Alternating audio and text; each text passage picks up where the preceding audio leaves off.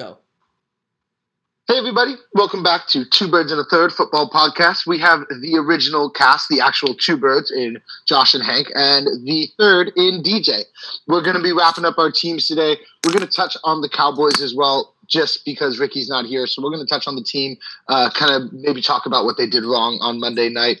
We got some big news. Big free agency news. Bryant has signed with the States. We're going to go over maybe the decision to hire John Gruden being the wrong decision, the Buffalo Bills quarterback problems, and how there's a GoFundMe to buy out Nathan Peterman's contract so he can leave. And then did Le'Veon Bell screw himself this season with his holdout against the Steelers? And then obviously we'll wrap up with our weekly picks at the end of it. Unfortunately, this week we do not have Ricky on, who has the master list of picks. So we won't be able to go over our complete totals, but I do have last week's picks, so we will be able to touch base on that. Okay. First and foremost, how's everybody doing? Hank, TJ? Very good. I think you missed one of the topics. We're going to be talking about the 2018 midterm elections and how we messed them. I'm just kidding. Dear God. I'm doing great. I'm sick and tired of seeing all the I voted stuff. So I'm glad the voting is over. DJ, did you vote? I voted. Did you? Yeah, I voted. The water was very nice. Oh, good. I'm glad. I'm glad everybody's exercising their right. I'm glad. I'm a happy man. And I cannot wait to see what this midterm election has in store for me and my life and everyone else's. But besides the point, we have more important things to talk about, some sports. Let's go, Josh. What do we got going on today? We're going to start with our team wrap-up. And since we actually outnumber the NFC East this week, we are going to start with the Ravens and the Browns. I'll get going on this one. Pretty disappointing loss. It is our third loss in a row. Thank goodness we have the bye week. Hank, we were talking, and one of the topics is John Harbaugh getting fired, benching Joe Flacco for Lamar Jackson. Before I get into it, what are your guys' feelings about that? So I know a lot of people who are Baltimore Ravens fans, and they are people who, obviously John Harbaugh. I'm a big fan of John Harbaugh. He was once the Philadelphia Eagles secondary coach and special teams coach, so I hold a certain place in my heart for John Harbaugh. One of the biggest issues with the Baltimore Ravens is the fact that, I don't like to use injuries as an excuse for why your team is playing poorly. Of course, my team won a Super Bowl with a lot of its superstars out of the game on injured reserve. But that has been one of the biggest issues with them. They always have offensive linemen injured. They just lack consistency on offense. The Ravens have always been a defensive-minded football team.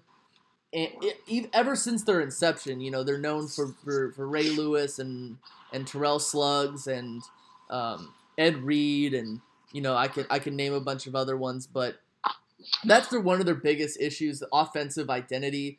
You can place a lot of blame on Joe Flacco. He hasn't played up to the way he's used to playing since 2014.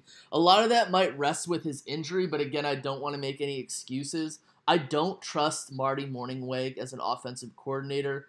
I would fear greatly if I'm the Baltimore Ravens, because if you lose, if you get rid of John Harbaugh, of course he's going to be picked up that offseason immediately. But then they're probably going to make Marty Mornhinweg their interim offensive coordinator. And, of course, at that point, the season would be over. And I think the worst nightmare is the fact that if they did play well, Marty Mornhinweg would become the head coach. And you don't really want that. The other issue is the fact that I haven't liked the fact that they've been subbing in Lamar Jackson. He might have like a big play here or there, but I'm not a fan of that. A lot of people might cry, oh, you're racist because you don't like Lamar Jackson. No, I actually do like Lamar Jackson. I think he's a bit overrated. And he's not ready to control the offense at this point. I said that he would be a huge project in the NFL. I said that he would be the second biggest project other than Sam Darnold. Of course, I was wrong by that. Of course, there are other quarterbacks that were drafted in the first round that would be bigger projects. But I just think the fact of the matter is they should stick with consistency. Put Lamar Jackson in if they're getting blown out, much like they did against Jacksonville last year. But I think that it's a confidence loser, and I will stand here and blame Joe Flacco for missing that pass to Lamar Jackson. He was wide open in the flats and in the end zone. But I think that it's multiple issues, and I think that people who are crying for the Ravens to fire John Harbaugh understand they're 4-5. They're not out of it in the division. The Bengals just lost A.J. Green for a considerable amount of time. The Steelers might win the division, but with Ben Roethlisberger getting injured, I don't know what his status is. They're still in it. They might be 3 games out, but they're still in it. Yeah, and we were actually at the same exact point last season, coming into our bye week, same record and everything. And the only reason we didn't make the postseason is because we collapsed against the Bengals, but we controlled our destiny. I mean, all we had to do was win, and we would have been in the playoffs. So I think that people are overreacting. It's a 3-game skid. Yes, it didn't look pretty. I understand your concern about Joe Flacco missing that pass to Lamar Jackson, but it was his 4th progression in a left-to-right read. So it wasn't so – and we just talked about the offensive line issues. If you go back and watch that play, I think he was feeling the pressure, so he didn't have time to make it to that last progression to get that ball out. So I would still put it on him though, because the guy was wide open. But otherwise, I'm not. I mean, I'm sure it's a throw that I'm sure he wants back. Yeah. I think the bigger issue is Marty Morningwig's play calling when it comes to the run and the pass. Alex Collins wasn't doing too great, but over his last 3 games, he's averaged over 4 yards a carry, which is markedly better from the 3.4 he was averaging in the first few games. So he's turning it around right there. The issue is the run-pass balance isn't there, Hank. And the issue is that you're asking Flacco to throw the ball 40 times a game, every game, and you're running it with all 3 of your running backs and Lamar Jackson. You're attempting 25 running plays.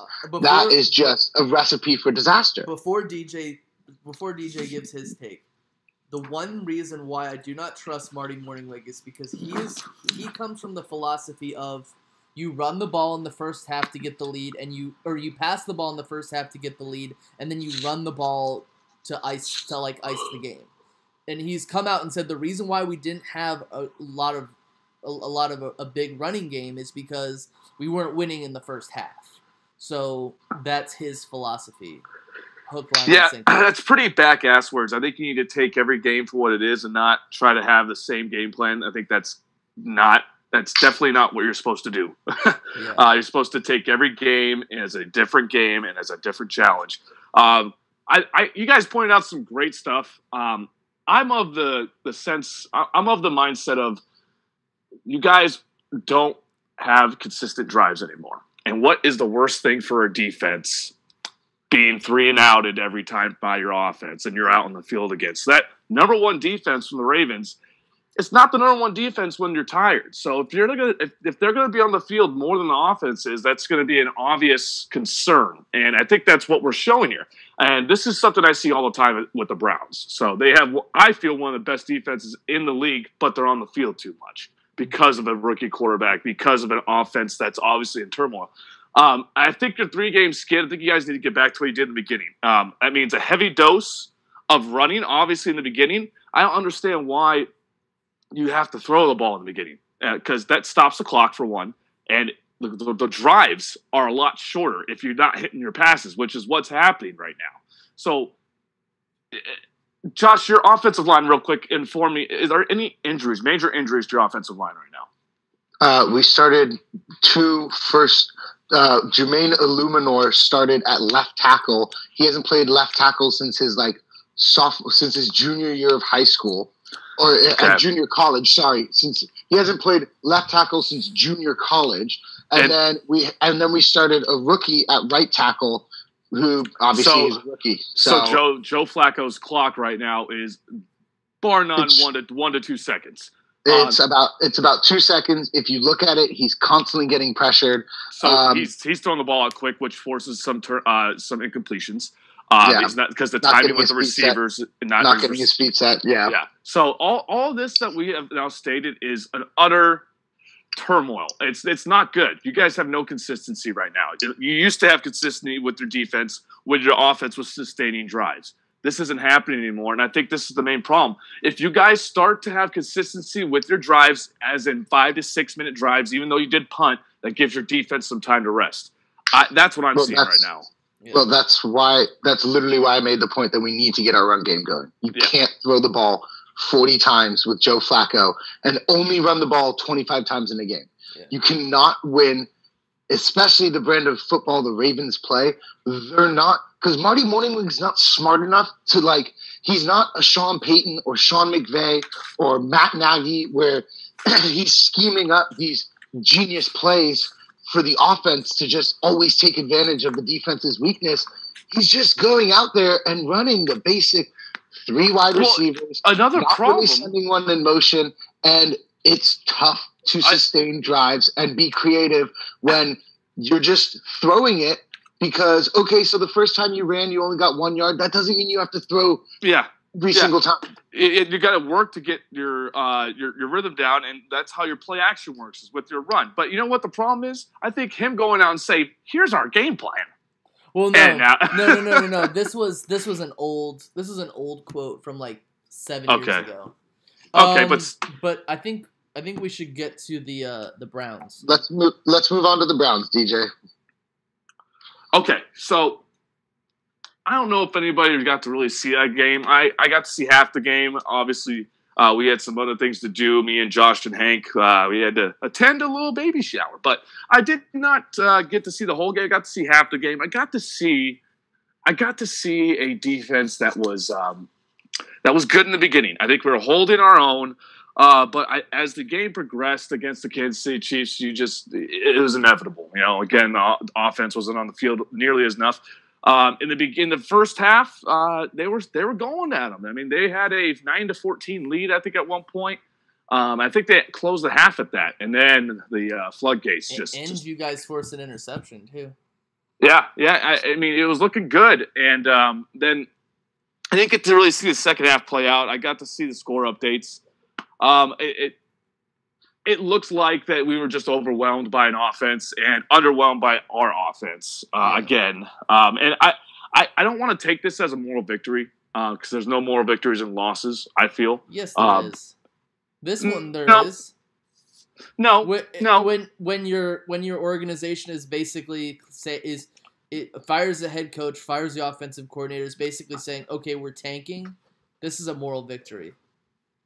They're not tanking, dude. I don't know. They're not tanking. In my opinion, when you fire your offensive coordinator and your head coach at the same time, you're tanking. No, I think they just need to they're not tanking. No. There's no such thing. I don't like the term tanking in the NFL because there's no such thing in the NFL. There's not enough games to legitimately justify tanking. Coaches don't have that long of a leash besides the one that they gave Hugh, but they're not tanking maybe they're not tanking, but they're. I mean, at this point, they're definitely not planning on winning. Okay, you're right. They're not going to try and go for the playoff push. Yeah. If you want to say that's tanking, that's fine. But I think they're really trying to find their identity without a coach that was trying to split up a team, and that's what was the main issue, and that's why they fired it, because it was toxic. You can't have your head coach fighting with an offensive coordinator and trying to take sides and try to talk to people and taking sides of one another. You need to be a team. You need to be a unit. And that's why they made the change so suddenly, because these two couldn't get along, and these two it was turmoil, utter turmoil. Yeah. And I think what we're going to see through this, I just got an update saying John Dorsey is taking full-on approach, going head first into this coaching search. Real quick, guys, I'll bring up Bruce Arians. Bruce Arians was one of the guys that said if he ever were to come out of retirement, quote-unquote retirement, he would be really glad to take that head coaching job with the Cleveland Browns. What is your guys' take on that? If you want to be a failure. Whoa, Hank, what is wrong with Bruce Arians? There are so many other younger, more grittier head coaching candidates out there than Bruce Arians. Bruce Arians, let's be honest, just he basically quit on his team. He basically was like, all right, I'm done, and bye. Well, look at that team. When he left, it was a mutual decision. He wasn't just outwardly fired. I don't think he's going to join a team, guys, because he left because of his health. Yeah, I mean he's not. But that's what I'm saying. He's not going to coach. You are more likely to have a better head coach in a guy like John DeFilippo, who's a young guy coming out. Minnesota's offensive coordinator is doing great things in Minnesota with Kirk Cousins.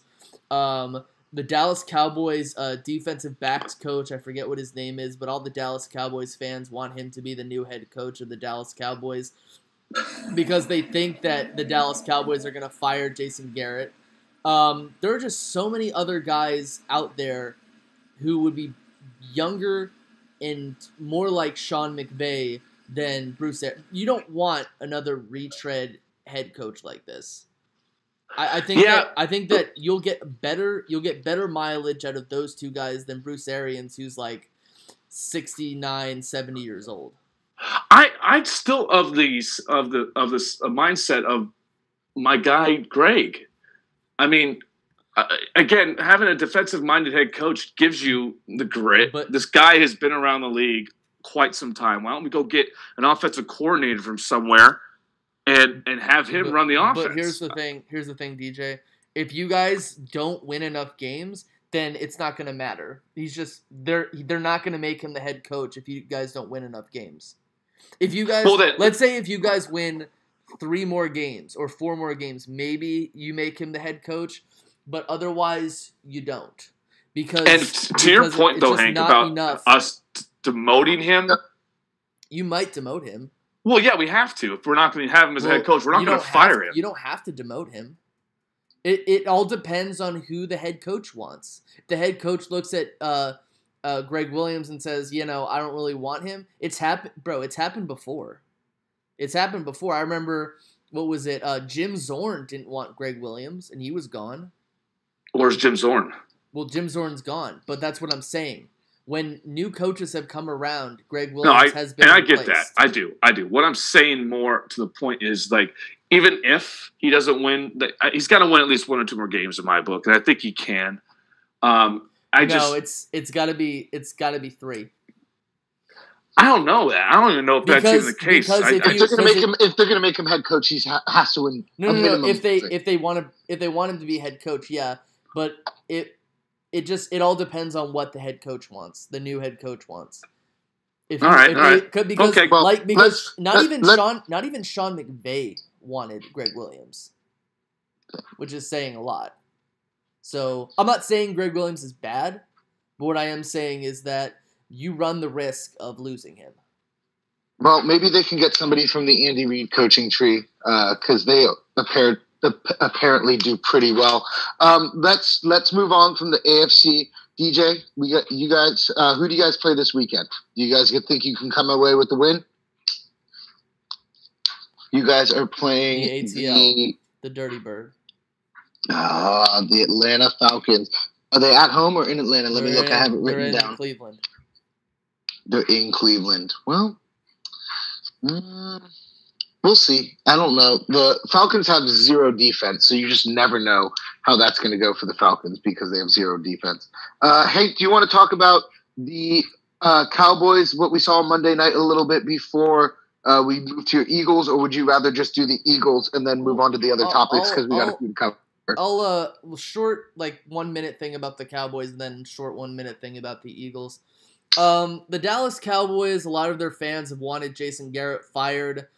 I don't personally, I don't want that to happen, but I think that it's a possibility that it could. The only thing is that Jerry is a huge yes man, and I don't 100% blame Dak Prescott for that game. Of course, DJ kind of disagrees, but I think that again, they're not giving the ball to Zeke enough.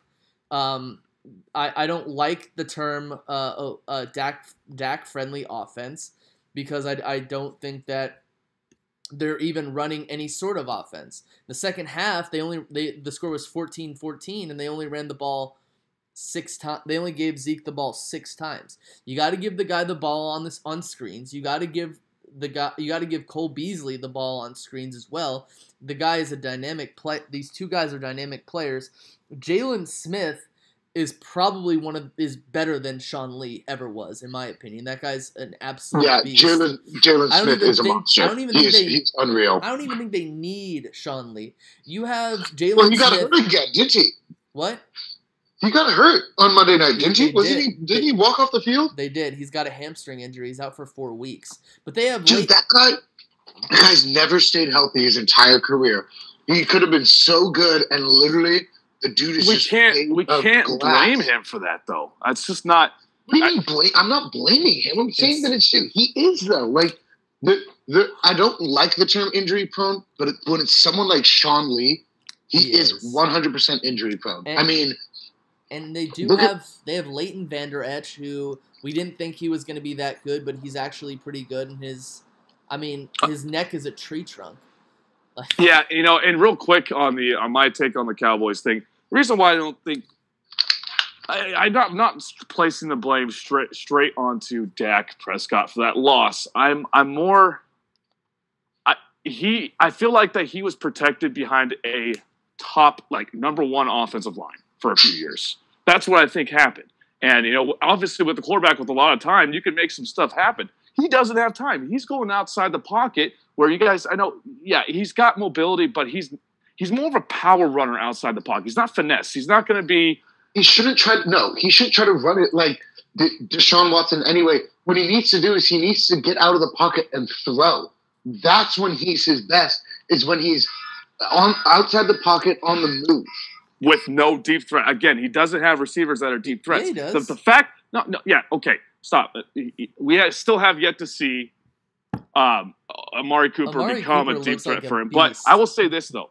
The fact that Cole Beasley is not being used the way he needs to be used is a travesty. That guy is your Wes Welker. That guy is, he opens the field up for Zeke in that sense. Because if he's going to be running, he's a slot receiver. So he's running a simple slant route or just over the middle. You're going to have Zeke coming out the other side with Amari running a deep route. You can throw a quick little out to Zeke and have him work outside the field. It's just the offensive calling by Scott Linehan is just atrocious. I can't believe that the guy is still there. If anyone's getting fired, I feel Linehan's getting fired.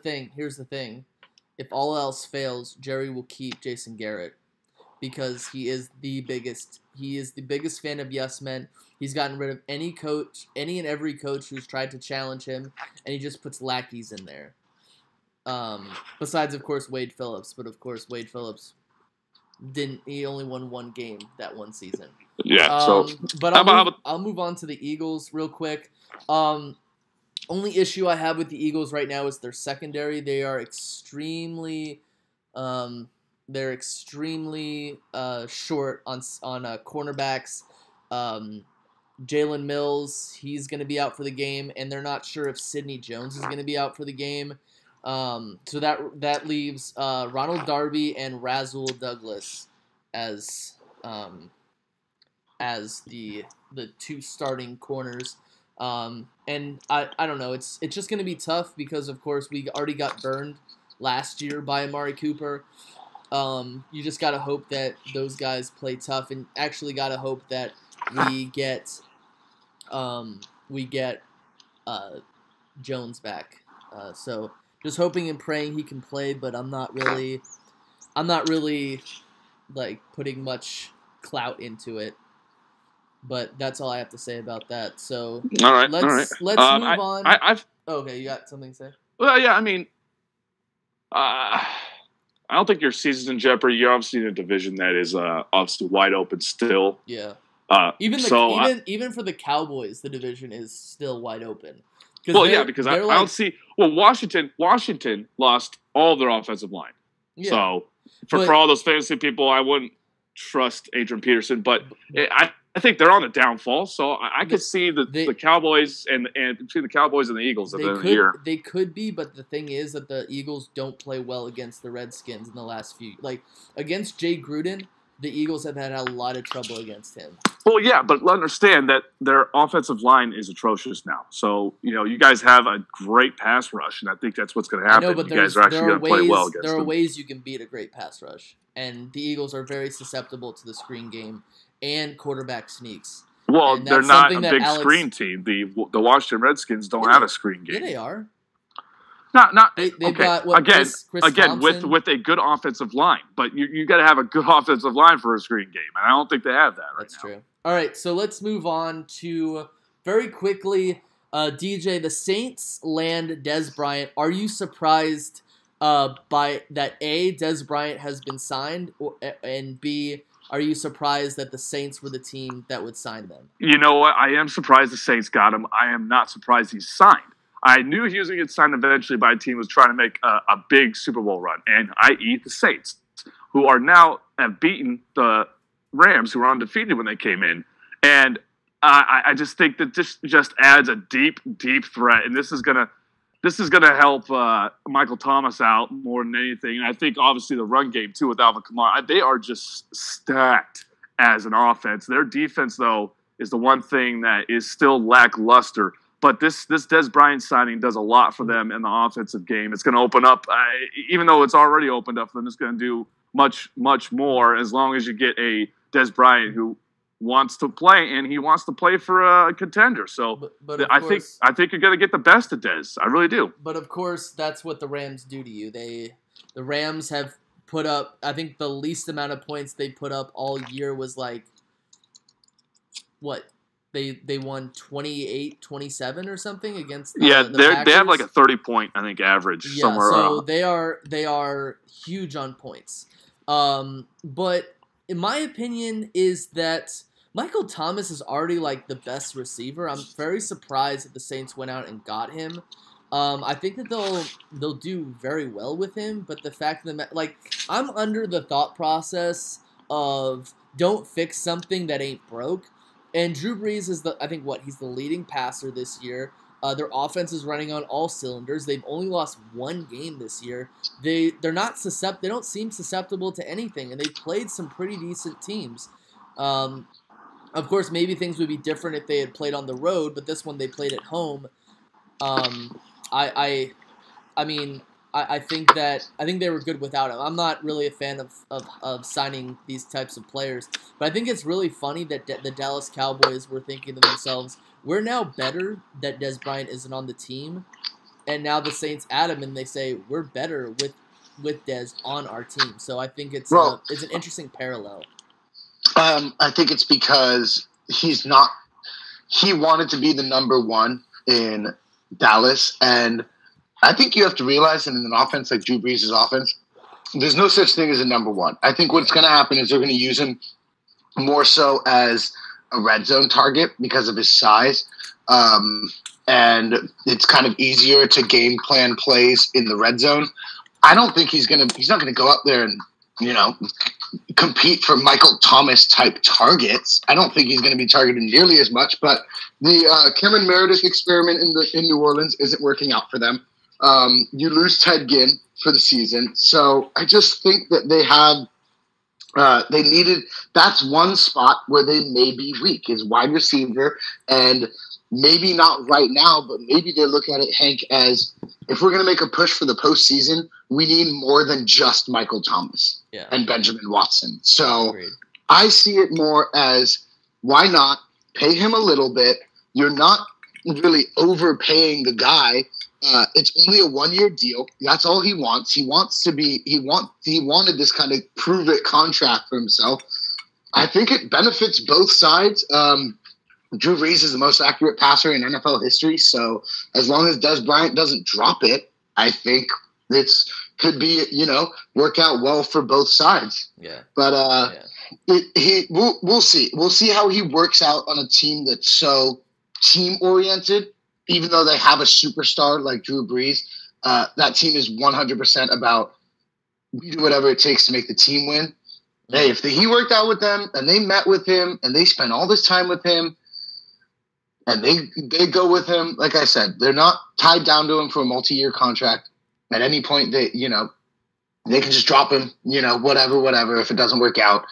It's just till the end of the year. So I see the Saints' plan in doing this. We'll see how it plays out. I know Dougie was saying that he's going to, for fantasy leagues, he's going to get 12 to 15 points or 12 to 18 points a week. I don't really see that. I think he is going to be more touchdown dependent, maybe short yardage too. Put him in if you're going to do a passing play on like a 3rd and 4, 3rd and 5. I could see him going in for just to move the chains, but he's not going to be lined up as a true number 1 wide receiver like he was in Dallas all the time. You have Michael Thomas for that. And then it's just to balance out that run game with Alvin Kamara and Mark Ingram. So, yeah, let's keep do you have anything to add, or do you want to keep on rolling? Oh, let's keep on rolling.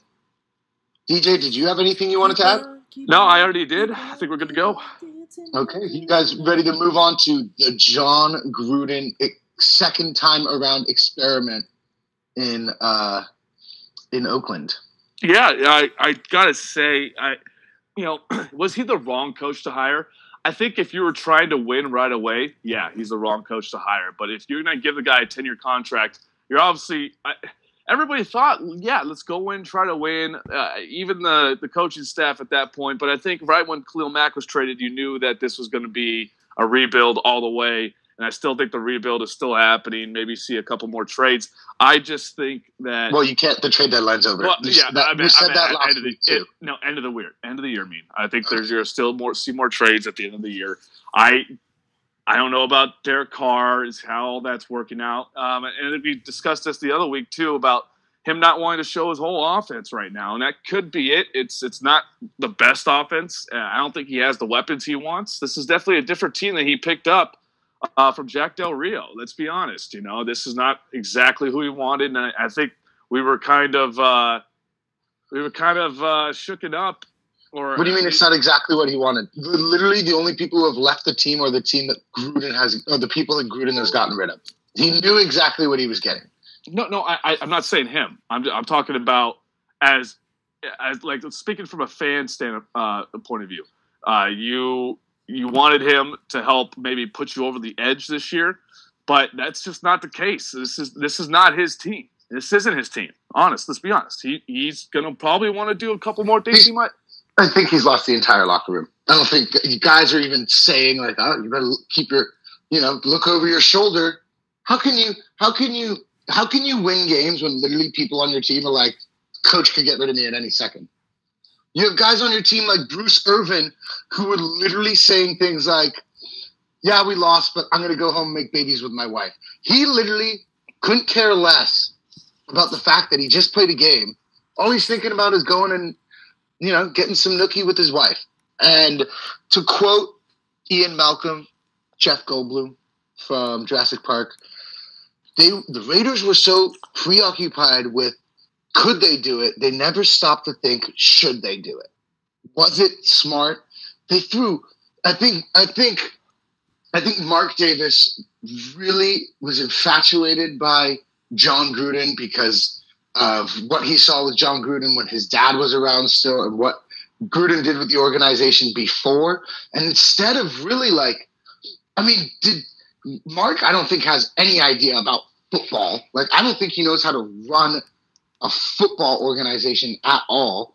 He barely understands how to make money for that poor organization.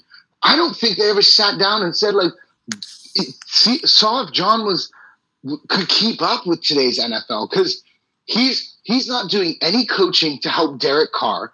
He's not doing any coaching to help anyone on that team.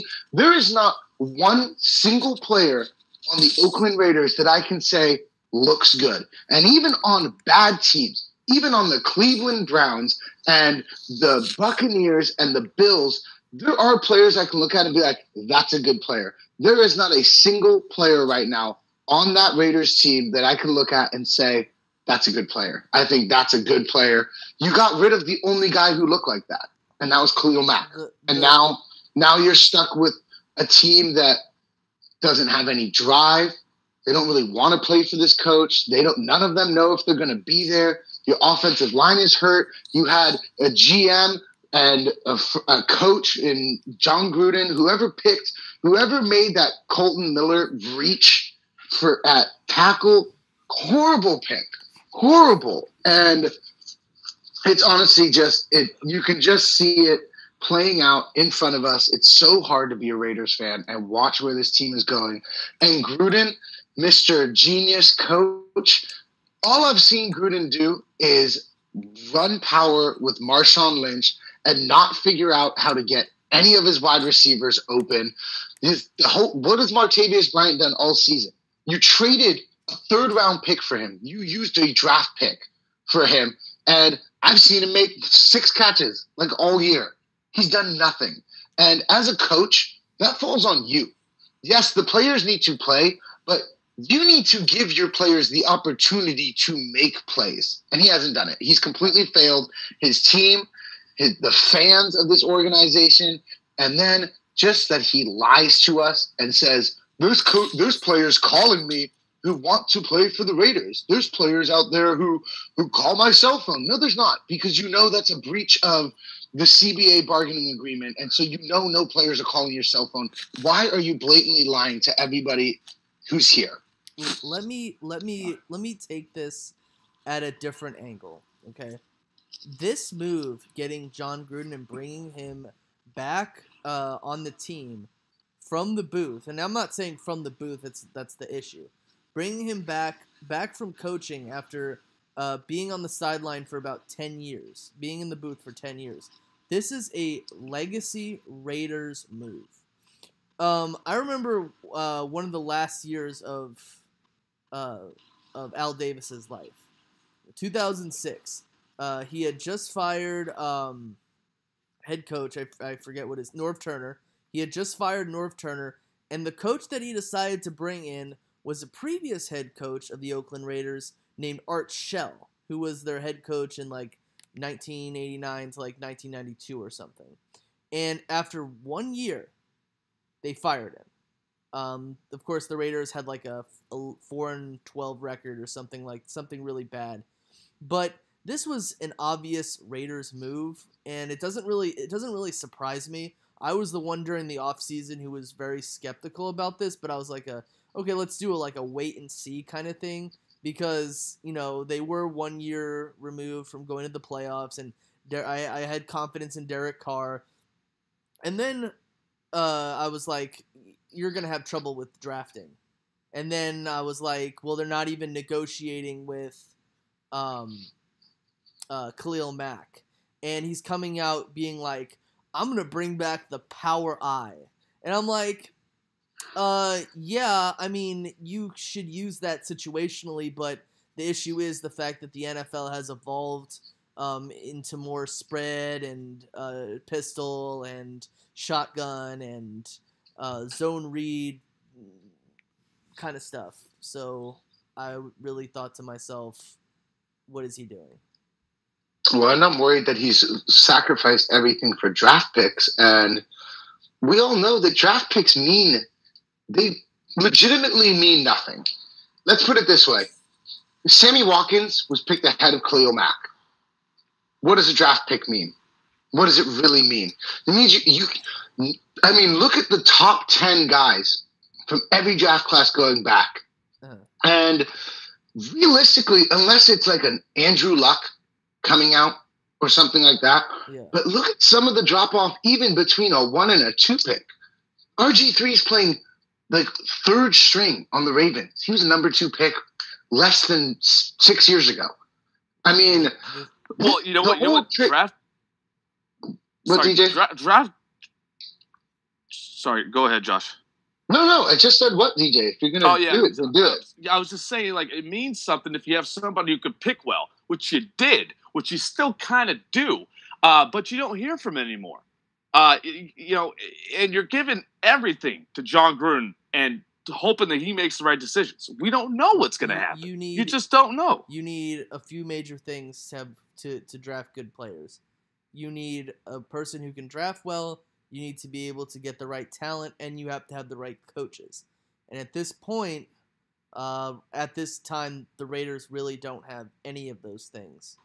And you need good role players. They don't really have any of that. But I think that I think that Josh really exhausted everything that you need to know Yeah, about the Oakland Raiders situation because he looks into the Raiders so much, and I mean, I think he's one of the people I know who he's not exactly a Raiders fan, but he does support them. Which I mean, it's because it's my dad's team. Yeah. You know, if the Raiders ever play the Ravens, I'm cheering for the Ravens. But every other game, I literally want the Raiders to win. Every other game. Yep. So right. we'll keep on rolling along. Let's keep moving. Let's turn the tide around. We are now moving on. Sorry, guys, my phone is. Yeah, Nathan Peterman, the Bills. So Peter Natherman. Peter Natherman and the Buffalo Bills, they have the fans starting a GoFundMe to try to get his contract paid out to get him out of Buffalo. Guys, aside from Nathan Peterman being the defensive player of the week by throwing 5 interceptions all the time, what do you guys think about the Bills quarterback situation? Do you think that they're just going to have to scrap Allen? Do you think that this is going to be a project many years in the making? Do you think they should get maybe a guy to sit ahead of Allen? What do you guys think the Bills should do about their quarterback situation? And is it just the quarterback situation, or is it a multi-tiered problem in Buffalo? It's a multi-tiered problem in the fact that they need offensive line help, and the fact that Nathan Peterman was just not ready to begin with. And that's not Nathan Peterman's fault. That's the coach's. It's the organization's fault by putting too much confidence into him too early. I really do believe that what happened, the absolute crime that took place in, what was it, like week 10 or week 11 of the 2017 season, where they benched Tyrod Taylor after, honestly having a bad game against the New Orleans Saints. We were a tough team at that point, and putting Nathan Peterman, who was a 4th, 5th round rookie, and putting him in, and he threw 5 interceptions in the first half. It was an absolute crime. The kid was, and now everybody makes fun of the poor guy who literally wasn't ready to go in that situation because of zero development. He's literally, in a statistical sense, one of the worst quarterbacks we've ever played this game. He is, but at the same time, DJ. He was not ready to be in there in the first place. Like, I will say, like, you even look at Aaron Rodgers his rookie season when he came in. Aaron Rodgers did nothing but throw interceptions his first 2 seasons in the NFL when he had a chance to play. It just wasn't. I mean, I could say that it wasn't fair or it wasn't nice. I mean, life isn't fair. But, like, as a coach, the Bills just don't care about their offense. At this point, they don't care about their offense. I think the Bills have only scored 3 touchdowns. 3 touchdowns or something like that. If there's any team that's tanking, Hank, it's the Bills. Oh, yeah. I mean, but the thing is that the head coach has got, Sean McDermott has got to be shaking in his boots because, he messed up. He just epically messed up. They needed to put a guy in there in front of Josh Allen to kind of teach him the game, mentor him, and that's what I think Anderson does really well. But Anderson, like, their quarterbacks have just been dropping like flies. Hey, you're completely right here, and I just wanted to say real quick, we have our 4th compadre here, Monsieur Ricardo.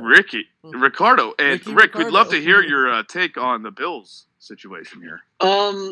Yeah. So for the Bills, I think, like Hank said, and like we're alluding to, it's a multi-layered issue. Like, if we're thinking like all they need is one quarterback and then everything goes away, no, because obviously in the NFL you need more than just one quarterback to fully get over the top. And I think the issue with the Bills is they don't have a good backup quarterback. Well, obviously they're backups for a reason, but the quarterback situation is yet to be determined. Their offensive line isn't as good. The running back position is just unknown.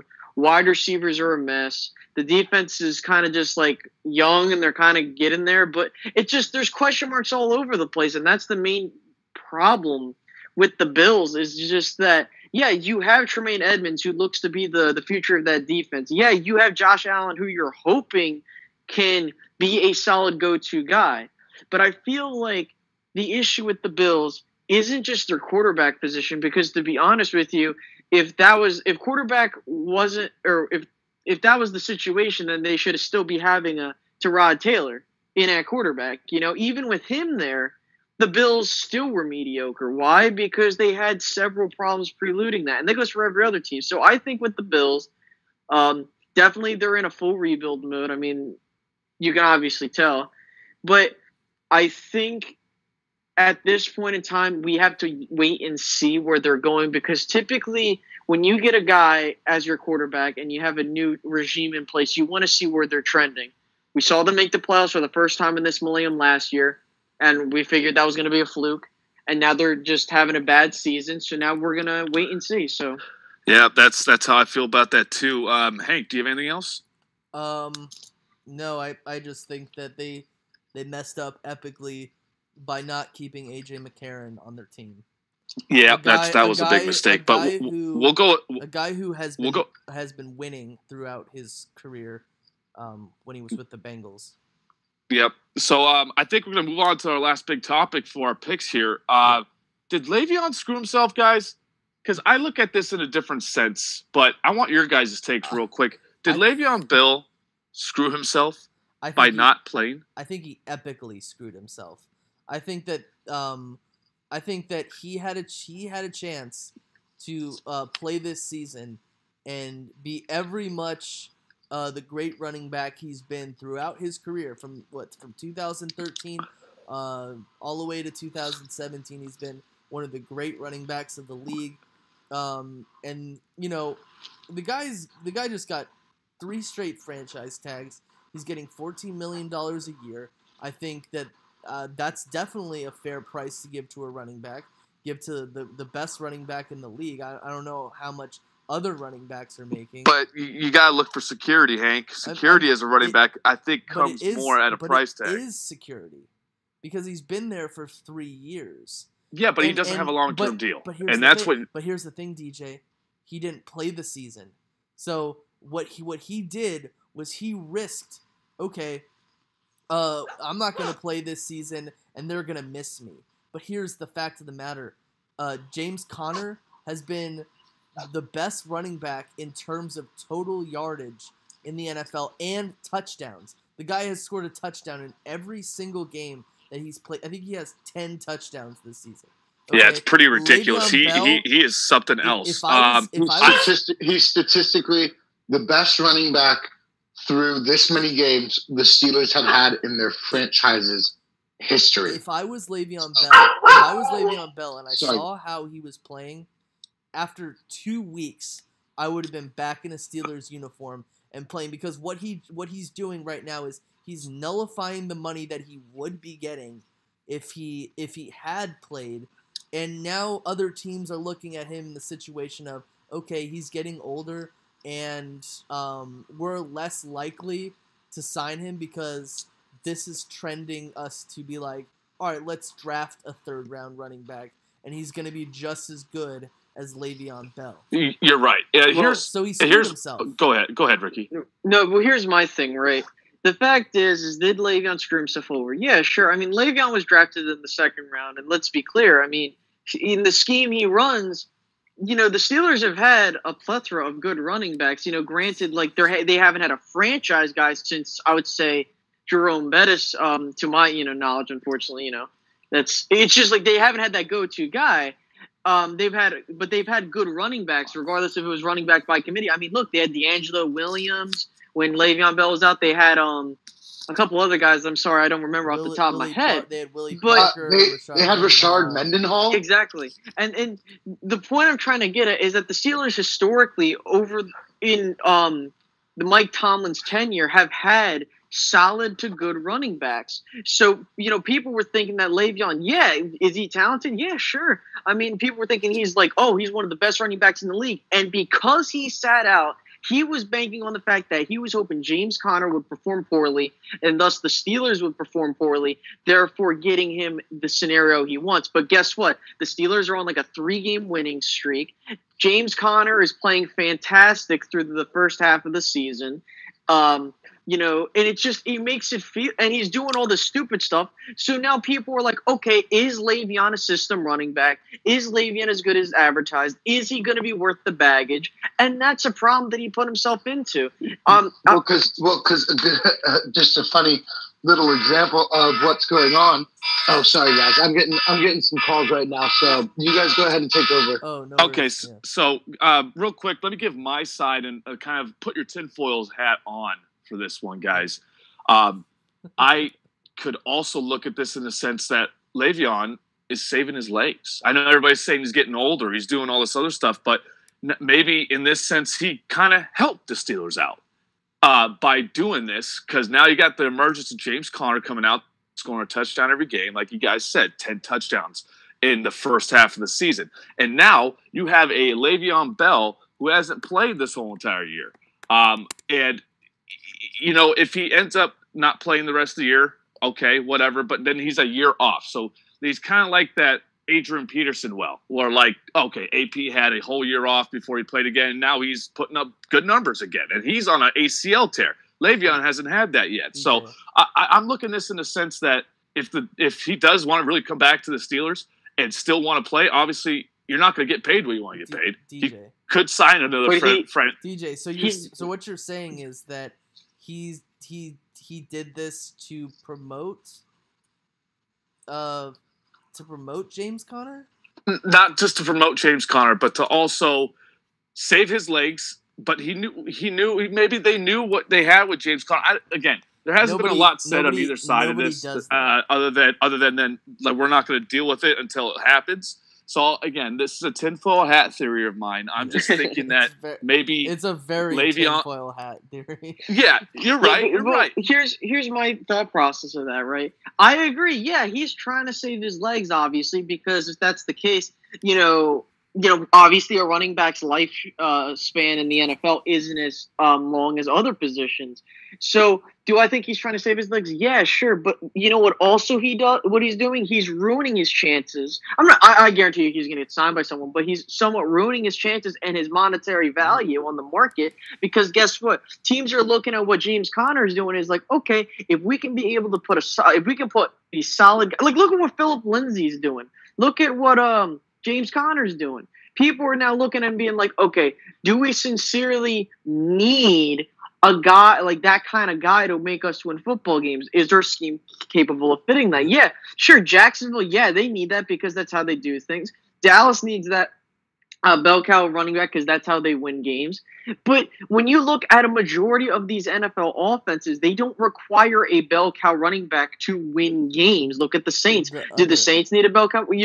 Some people be like, well, Alvin Kamara's No, he's not the bell cow, because if that's the case, then he would be constantly getting these rush attempts, which, yeah, there are some games where, yeah, he ends up being a bell cow, but you know how they win games? Because they have Drew Brees' arm doing the work. You look at the issue is the fact that in the NFL, you have a low percentage of chance of a journeyman running back being successful on another team. A low percentage of chance, of course.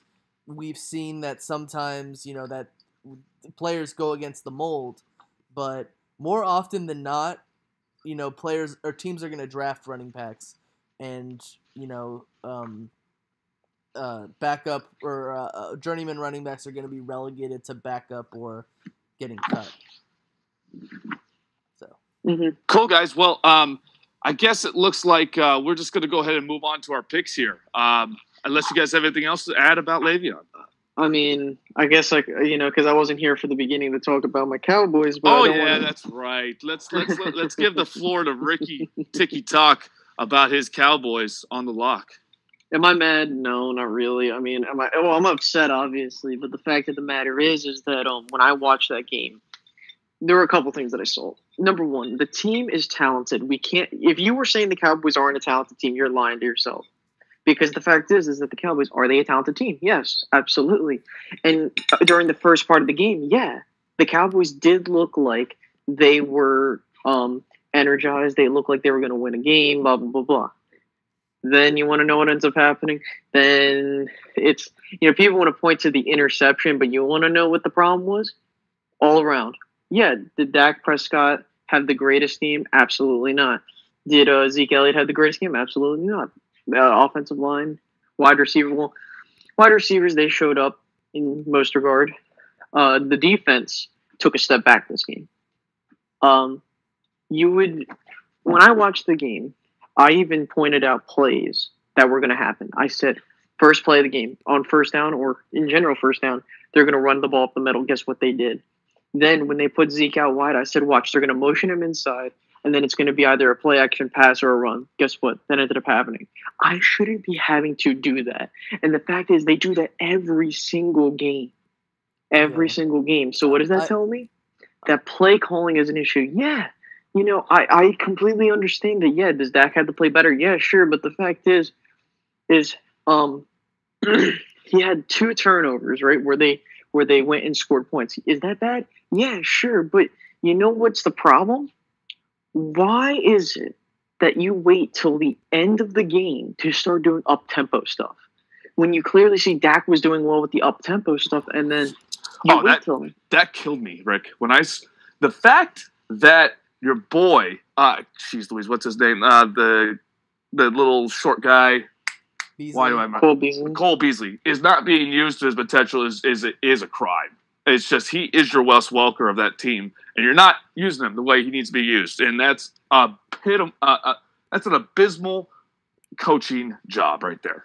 Yeah, and I tell people all the time, like, listen, is Dak the greatest quarterback? No, but is he serviceable? Absolutely. You look at what Dak Prescott's doing. Can he win you games? Yeah, sure. I mean, he went 13-3 with a stat line of 23 touchdowns and 4 interceptions.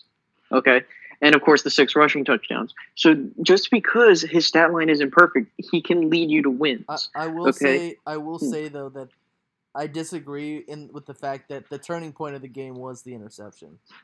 No. That was the turning point of the game to me.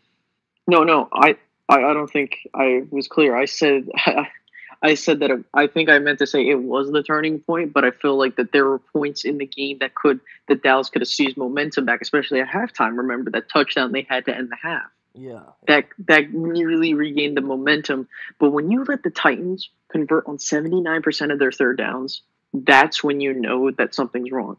And the fact is, and I'm going to allude to this in the picks, if Dallas loses versus Philadelphia mightily, and it's because of the same problems that the offense isn't getting together because the play calling is putting the players in terrible positions to win, Scott Linehan's got to go. And the fact is that I understand that people want to throw Dak Prescott and say that he sucks, he's not the guy, why you keep creating excuses for him. But my thing is why are we creating all the excuses for the coaching staff then? Right? I mean, you've had so much talent come in here. The Cowboys can acquire talent, but they can never put it together. And your job as a coach is to do that. Remember what the Rams looked like in 2016? They looked horrible because of Jeff Fisher. Sean McVay comes in, all of a sudden they're freaking dominating teams. They're blowing teams out. All because someone came in and said, hey, this is what we should be doing, not this old school stuff. Yeah. And I think that's what I think the Cowboys are the Rams under Jeff Fisher. Talented squad that isn't being used to its potential. Plain and simple. Yeah, but I would say the Rams have more talent. Yeah, I guess, but no, I agree. The Rams have more talent, but you get what I mean. Yeah. All right, guys. So well, let's get to the picks. let's Ricky take over here for the picks because he's got all of our former picks, and we'll let him take it off. Okay, so to start things off, with we should have done fantasy, but if we don't have time for that, that's fine. Yeah, we'll just skip to the picks. Give me 1 second. I just had to pull up the picks on my cellular phonicle. So let's look at. So last week, pretty mediocre week for everybody. Josh did the best at 8-5. Everyone went 7-6 behind him. So the standings look as follows: I lead at 77, 55-2. Hank at 74, 57-2. Josh at 73, 58-2, and DJ 65, 66-2. So he needs to have at least one more good week to get above 500. So hopefully he can at least muster that. So let's start things off, guys, with Carolina at Pittsburgh. I'm already going to throw a jinx in here. This is funny. Ben Roethlisberger is 15-3 in prime time since 2014. So, who are you going with, DJ? Pittsburgh and Carolina. Ooh, man, In no. Pittsburgh. And also, did you? Yeah, did I'm you going also, Pittsburgh here. Did you also know that Ben Roethlisberger has never had a losing season? Really? Yeah. That's His crazy. worst season is an 8-8 seasons. That's insane. Three. Who are you going yeah, with, but I'm Hank? still picking Pittsburgh. Okay, I will be going with Pittsburgh as well. We'll get Josh's picks at a later time. Next, Lions traveling to Chicago. The Lions have won 9 out of their last 10 games versus the Bears. DJ, who are you going with? This is not going to be one of those times. I got Chicago winning this one. This is not your big brothers, Chicago Bears. I am also going with the Bears. Okay, and I'm in agreement with you too as well. I will be going with Chicago as well. Next, the Saints are traveling to Cincinnati to take on the Bengals. It's a critical matchup for both teams. The Saints are trying to extend their lead in the NFC and try to grab home field advantage. Meanwhile, the Bengals are just trying to ensure that they can still hold on to the AFC North. DJ, who are you going with? Bengals are going down. Saints coming off a big win. Keep coming. Yeah, Hank, who you going right with? now the Saints have all the momentum. Usually I'd pick the Bengals if they had Aegis Green, but they don't have him. So I don't think Boyd is going to be good enough for them. So who dat? Okay, and I'll be going with the Saints as well. So again, we're on agreement on The that. who dats over the who days. What's that? The who dats who dat? over the who days. Next game, we have Atlanta traveling to Cleveland to take on the Browns. Atlanta is just trying to get above 500. The Browns are trying to get a win in the past couple weeks. DJ, who are you taking? I still got to go with the Browns. I think this is another one of those, it's the offense is so good, just like the KC, but the defense is just atrocious. So we're playing at home. I'm going to take the Browns, but it's very just because I'm a fan take. Okay. Next we have This is going to be a tough game to pick. Jackson. Hey, what about you guys? What about our picks? No. Oh, sorry. Go ahead. Hank. All right. So I picked the I picked against the Browns. It was the first time that they actually lost. I'm gonna go with Atlanta because they've been on a hot streak. And I'm going with Atlanta as well. So, next we have this is going to be a tough game to pick. Jacksonville is traveling to Indianapolis to take on the Colts. Both teams are 3-5. They're trying to attempt to get back into the division race, but I find it highly unlikely, especially with Houston surging. DJ, who do you think's winning this? And I believe Leonard Fournette's back. I don't know. Jaguars. I'm taking the Jaguars. Okay. Hank? Who are they playing again? Indy. I'm going to pick. Are they at Indy? Yes, they're at Indy. Ooh, I'm gonna pick Indy. Yeah, I know that's a tough one. Anyway, moving. I'm gonna go with Jacksonville. By the way, I just think that this is one of those toss-up games. It's 50-50. Next, we have the Cardinals traveling to KC to take on the surging Chiefs. DJ, who are you taking? Taking the Chiefs. Hank? Who are they playing again? Arizona in Kansas City. I'm picking the Chiefs. Okay, I'm going with the Chiefs as well. Oh, Lord. Next, the Bills with Nathan Peterman are traveling to New York to take on the Jets. Now, DJ, who are you going with? Going with the Jets. Understand that the Jets might be without starting quarterback Sam Darnold because he injured himself against the Dolphins. But I would still have confidence in DJ's old boy, Josh McCown. He'll be fine. Yeah. That guy's he could play anywhere. Jest. Stop. I'm taking the Jets as well, so let's keep moving. Next, we have the Redskins and the Buccaneers. What's interesting between these two teams, 6 of their last 8 matchups were decided by 3 points or fewer.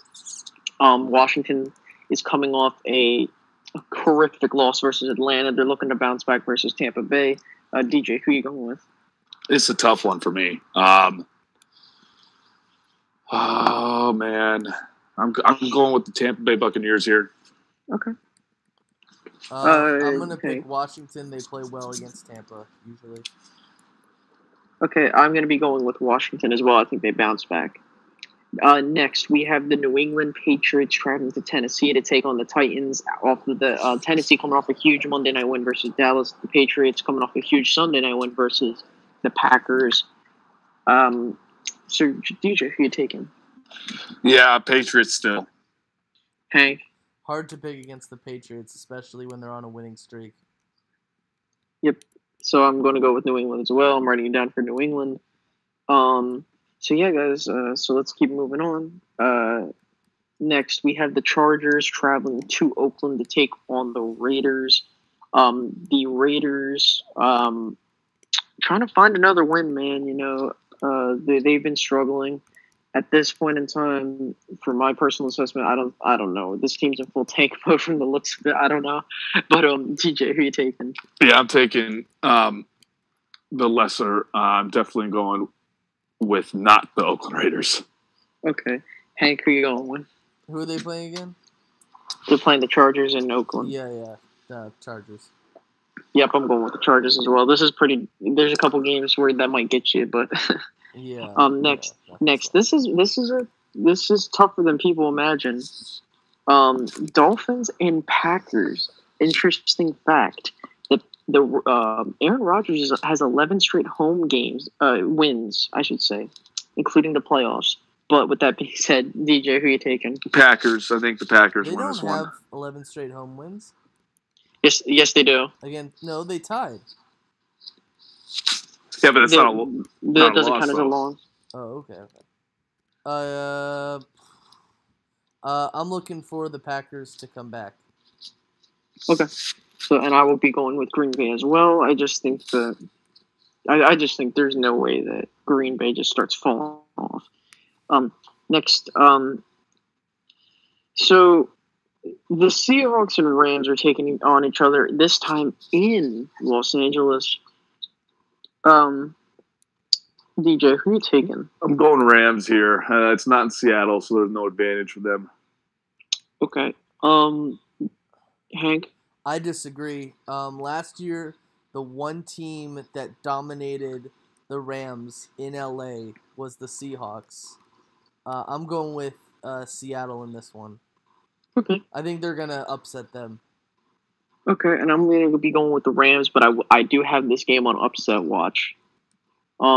Next, this is a huge matchup, not because it's both me and Hank's teams, but because this has huge implications for later down the line. The Dallas Cowboys coming off a brutal Monday night loss. They're traveling to Philly, who's coming off their bye week. I'm going to start with Hank. Who are you taking in this? I have no confidence in my team coming off of any sort of bye. The last time my team because in a technical sense, the Eagles have had 2 byes already. After week 1 to week 2, they played on a Thursday, and then they played on the next Sunday, and then I think it was week 6 where they defeated the Giants, and then they played the Carolina Panthers the next Sunday. I just don't have any confidence in this team. I think they have a possibility of either starting off flat or ending flat. And I think one of the real issues with the Dallas Cowboys losing was there was a real sort in my plans was I thought that, they're going to be too overconfident coming in. The Eagles overconfident beating the Jacksonville Jaguars coming off of 2 weeks. Not just because I'm really pessimistic about my team this year, and I don't have any trust in Doug Peterson. I mean, I think you guys know how I feel Reverse about him. psychology. No, this is not reverse psychology. This is I'm not trying to be like EDP here, where I just have no confidence with my team coming off of a bye. So I'm going to Okay. pick Dallas. You're going with Dallas. So DJ, who are you going with? Yeah, I got confidence in your team. I'm going Philly. Damn. So for the first time this season, I'm going to be picking against my team. I'm going to be taking Philly. I think that Philly gets the job done handily. I hope to God I'm wrong. Listen to me. Skip Bayless hopes you're right. Wait, what? Skip Bayless, he tweeted that he wishes the Dallas Cowboys will lose to the Eagles so that Jason Garrett will get fired. I will say this. If they get destroyed against Philadelphia on Sunday Night Football, expect something to be done. There's no way that you can't make a change when you get blown out. Yeah, Linehan's gone. Sorry. Most likely. So I'm going to go with Philly. Hank's going with Dallas, and DJ's going with Philly. Finally, we have this Monday night matchup. Lord, they really should have flexed again, but they can't do that. Giants traveling to the 49ers to take them on. So DJ, who you going with? I got to say that the Mullen experiment is going well, and again with a team going against a team that's almost as inept, if not more, than the Bills. Going with the Niners here. Hank, I penciled you in for the Giants. Is that correct? So we really didn't talk about the whole Mullins thing. I think that he played a really good game. I think that his playmakers definitely stepped up to the occasion. I think part of it was the fact that he played against the Raiders.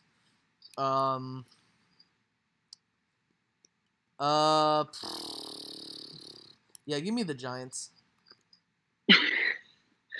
Just so ridiculous. They're just like the Raiders. They have one loss, one win, just like the Raiders. I'm going with the Giants as well. Do not let Mullins. No. Time out. Don't let Mullins perform.